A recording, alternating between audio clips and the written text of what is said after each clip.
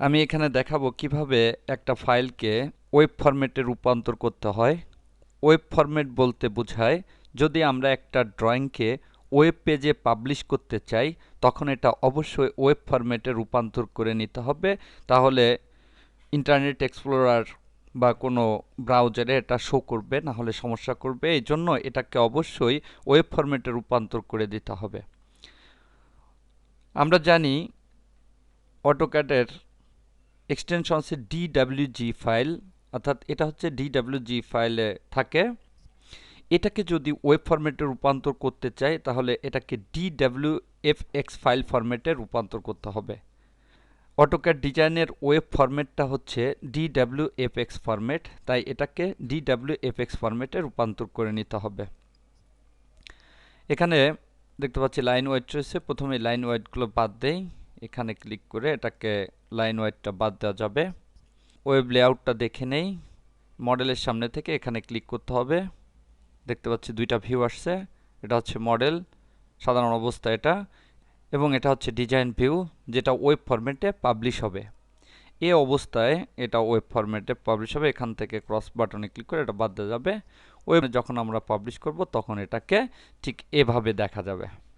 এখন এটাকে আমি ডিডব্লিউএফএক্স ফরম্যাটে রূপান্তর করব।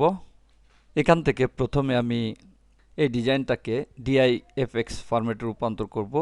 এর জন্য এখানে কুইক ভিউ লেআউটে যাই, এখানে এই লেআউটে গিয়ে এই প্লটের উপরে ক্লিক করি, তাহলে দেখতে পাচ্ছি প্লট বক্সটা চলে আসছে।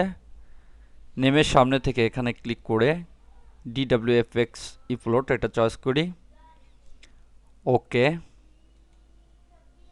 তাহলে দেখতে পাচ্ছি এখানে সেভের জন্য একটা বক্স চলে আসছে। আমি এখানে প্র্যাকটিস ফাইলস ফোল্ডার মধ্যে লেচন 15 ফোল্ডার মধ্যে এটাকে সেভ করি। আমি নাম দেই সার্ভে, সেভ। এটা সার্ভে নামে সেভ হয়ে গেল।